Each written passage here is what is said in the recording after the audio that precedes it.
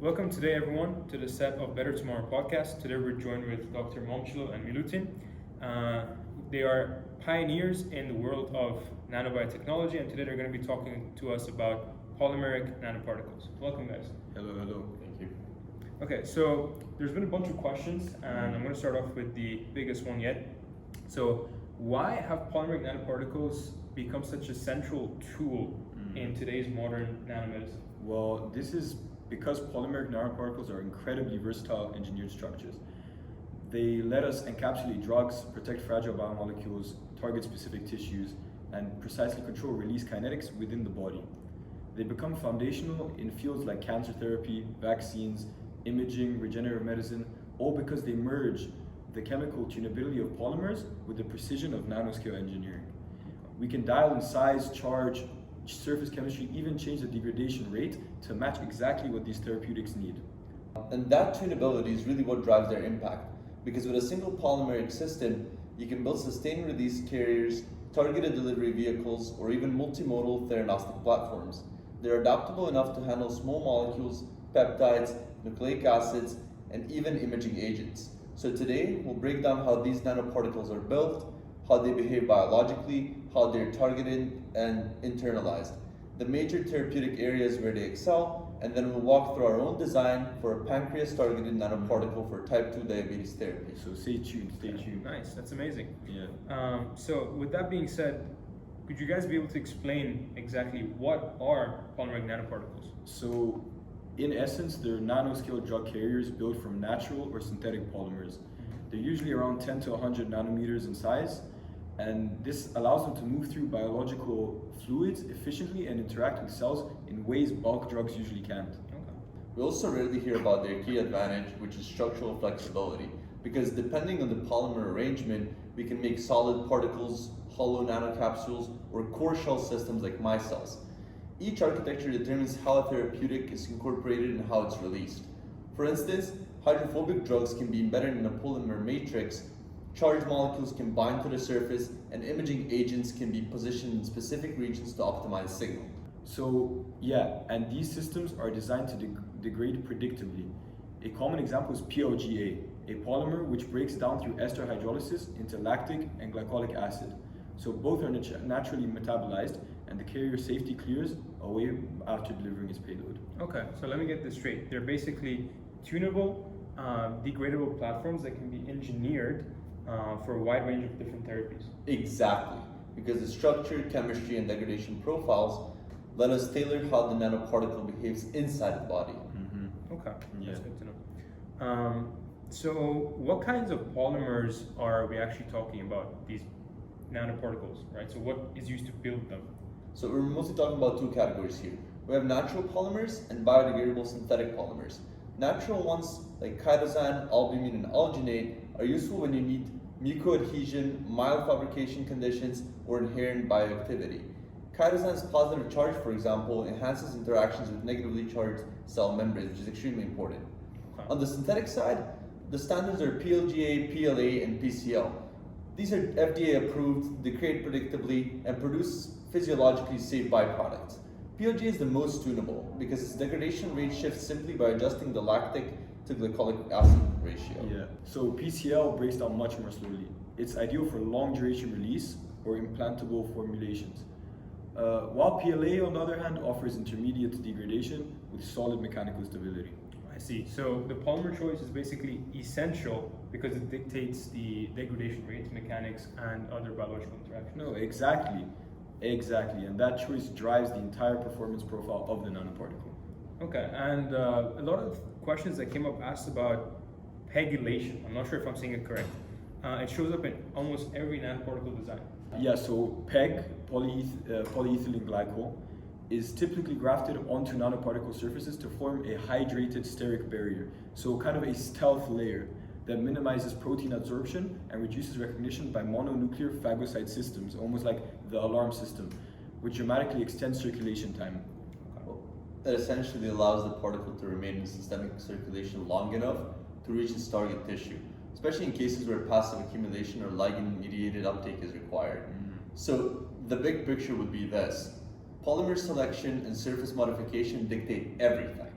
circulation behavior, degradation rate, drug loading strategy, and how the particle ultimately interfaces with cells. Okay, I got it. So let's say you have your nanoparticle. How do you actually load the drug into it? And how do you make the drug get released the way you want? So the two main strategies most commonly used are encapsulation and chemical conjugation. Hydrophobic drugs in general go into hydrophobic polymer domains using micelle cores, while hydrophilic drugs are incorporated through double emulsion processing, like a hydrogel-like network. Surface loading is the other option. Drugs or targeting ligands can be absorbed or covalently attached to the particular surface, which then rapidly releases on a receptor level interaction when it's needed. Yeah. Okay. Well, for release, the dominant mechanism is polymer degradation, where polymers like PLGA hydrolyze in a controlled manner, enabling sustained release over hours to months. And we can engineer responsiveness, pH, enzymes, temperature, you name it. For example, tumor acidity accelerates release specifically at the tumor site. So that's a big insight for us. Okay, I see. So the drug loading process is basically an engineered parameter. It's not something that's passive. Yeah, exactly. Because polymeric nanoparticles give us programmable control over both of them. Okay, perfect. What the people were wondering next is the targeting seems to be a major advantage of using these nanoparticle systems. But how does that actually work? How do you target things? Well, there's actually two modes. We got passive and active targeting. Passive targeting exploits the physiological abnormalities, so to say, most famously the EPR effect, where leaky tumor vasculature allows nanoparticles to extravasate and accumulate more readily than in healthy tissues. Yeah, but EPR is highly variable between tumors and between patients even. So passive targeting alone isn't reliable. That's why active targeting has become so popular. We functionalize the nanoparticle surface with ligands, peptides, antibodies, aptamers, even small molecules. These bind to receptors overexpressed on specific cells. A classic example of this active targeting would be the use of folate functionalized nanoparticles for cancers with elevated folate expression. In a similar manner, pegylated particles can be decorated with different ligands or integrants, transferrin receptors or hormone receptors depending on the disease. Okay, got it. So the targeting is essentially not just about accumulation, but rather direct cellular engagement. Is that right? Yeah. Exactly. Okay. Pairing controlled release with receptor-specific targeting is what gives those polymeric nanoparticles the therapeutic precision that everybody needs. Perfect. So let's say when a nanoparticle reaches the right tissue that it wants to reach, how does it actually get into the cell? So the primary route is endocytosis. For nanoparticles within the 50 to 150 nanometer range, clathrin-mediated endocytosis is the most common. So clathrin proteins form coated pits that wrap around the particle and internalize it into an endosomal vesicle. But there are additional pathways: covalent-mediated uptake, macropinocytosis, and phagocytosis. Which one dominates depends on the nanoparticle size, charge, ligand density, and surface chemistry. In general, we're leveraging mechanisms the cell would already use to internalize macromolecules. But here's where the real challenge comes in. It's after the uptake, and it comes with the endosomal escape. Because if the nanoparticles stay in the endosome, the cargo risks enzymatic degradation. And many formulations include pH responsive or membrane disruptive features that activate as the endosome acidifies. And that step is essential for nucleic acid delivery. We have siRNA, mRNA, CRISPR components. Those therapies only function once they reach the cytoplasm. I see, and that's what's being shown on the graphs right here. Exactly. Okay, so the intracellular trafficking basically determines whether the payload actually reaches the functional site that we want. Exactly, because internalization is just the entry point, and the successful delivery depends on navigating the entire pathway. Okay, got it. Now let's talk a bit more about where these nanoparticles are actually being used currently within the field of medicine. Well, the most widespread application would be definitely the drug delivery, because polymeric nanoparticles improve solubility, they stabilize fragile compounds, and they enable sustained or stimuli-responsive releases. They're especially useful for tumors, inflamed tissues, or those sites that are anatomically hard to reach. They've been used to formulate chemotherapeutics, reducing systemic toxicity while improving intratumoral accumulation. Yeah, and they also function as gene delivery vectors. So cationic polymers can condense siRNA, mRNA, or even plasmid DNA into nanoscale complexes that protect nucleic acids from degradation and facilitate cellular internalization. In imaging and diagnostics, for example, nanoparticles can carry contrast agents for MRI, fluorescence, or even PET. So encapsulation prolongs circulation time, improving signal retention, reducing the toxicity associated with free contrast molecules, and in general improving imaging techniques. Oh, that's cool. Yeah. And last but not least, we've got theranostics, which are systems that combine therapy and imaging into one particle. And for instance, a PLG nanoparticle might co-encapsulate a chemotherapeutic and a fluorescent probe, which enables simultaneous treatment and real-time tracking. Okay, got it. So they're essentially a modular platform that are applied across multiple different therapeutic and diagnostic domains.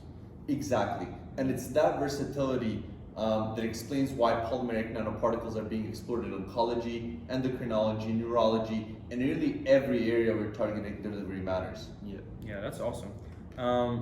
So when it comes to nanoparticles, obviously they're not perfect. So what are the major limitations that we need to keep in mind when talking about them? Well, yeah, that's a really good question, because despite their advantages, polymeric nanoparticles can accumulate in clearance organs like the liver, spleen, kidneys, and they can trigger inflammatory or immune responses. A lot of that stems from their psychochemical properties: size, charge, surface chemistry, dispersity, all of which govern how they interact with proteins, membranes, intracellular pathways, all of it. And what we want people to know is that those interactions can lead to unintended effects, such as apoptosis, necrosis, oxidative stress, or even DNA damage if the formulation isn't well controlled. I got it. So the safety isn't something that's guaranteed or promised. It has to be engineered perfectly. Exactly. Because every design involves balancing therapeutic performance with rigorous toxicity and biocompatibility profiling. Yeah. Okay.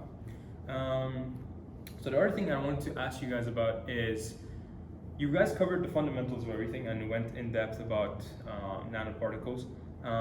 So let's see how you applied them. What was the design that you guys proposed? So we focused on type 2 diabetes, specifically on improving beta cell responsiveness within the pancreas. The big challenge is getting therapeutics past the liver and the spleen and actually into the pancreas itself. So we designed a nanoparticle that can circulate long enough and reach the pancreatic microvasculature and then selectively engage these beta cells. So the platform we were thinking of using is PEG PLGA core shell nanoparticles, roughly around 80 to 120 nanometers. PLGA would form a degradable core that carries the therapeutic cargo, while the PEG forms a stealth layer, which minimizes opsonization and reduces clearance by the Kupffer cells. So for the cargo, we chose a GLP-1 analog. This is a naturally enhancing insulin secretion agent, which is unstable and rapidly broken down. However, encapsulating it in PLGA protects it and allows it to have a more controlled intracellular release. Okay. This is actually one of the most important parts of active targeting, because beta cells overexpress the GLP-1 receptor, so we functionalize the PEG surface with GLP-1R binding peptide. That is a small, stable ligand that increases the probability of the nanoparticle binding to it. And it's also internalized by those beta cells instead of being lost over the liver or spleen. I see. And I think we should mention this as well, right? That once injected, the pegylation keeps the nanoparticle in circulation long enough to reach the pancreas. When it arrives at islet capillaries, this GLP-1R ligand promotes receptor-mediated endocytosis, mostly through clathrin-coated pits. Inside the endosome, the acidic environment accelerates PLGA hydrolysis, which gradually releases the GLP-1 analog to boost insulin secretion. Yeah. I see. And what really makes this design realistic and feasible is that every component already exists. PEG, PLGA, nanoparticles are well characterized. GLP-1 analogs are already clinically validated, and GLP-1R is an endogenous pancreatic target. So we're not reinventing or even inventing new materials. We're just recombining proven elements into delivery systems tailored specifically for beta cell modulation.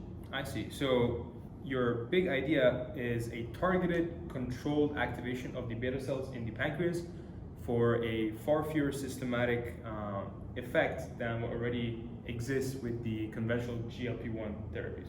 Exactly. We aim to maximize local efficacy while also minimizing the dose the rest of the body sees. Perfect. That's kind of the goal. the big goal. That's amazing. Okay, guys, so to wrap everything up, what should the listeners take away from this? What's your big message to the crowd? Okay, there are a couple things. First, polymeric nanoparticles are genuinely one of the most adaptable platforms in nanomedicine. With precise control over the size, surface chemistry, degradation rate, and targeting ligands that we're talking about, they let us design delivery systems that address problems conventional drugs simply can't solve. Nice. We've covered how they're built, how drugs are loaded and released, how targeting and cellular uptake operate, and how the broad range of applications, all the way from chemotherapy reformulations to gene delivery and diagnostic imaging. And I want to emphasize that we did end up on a concrete example. The pancreas-targeted PEG-PLGA nanoparticle carrying the GLP-1 we were talking about shows how established polymer chemistry, receptor biology, and nanoparticle engineering can all be integrated into a delivery strategy that enhances therapeutic precision. Okay, Yeah. perfect. So a clear demonstration of how nanoparticle design can reshape real clinical applications. Great work, guys. Thank you for being here. Thank you for and having catch me. you guys later. Thank you. See y'all.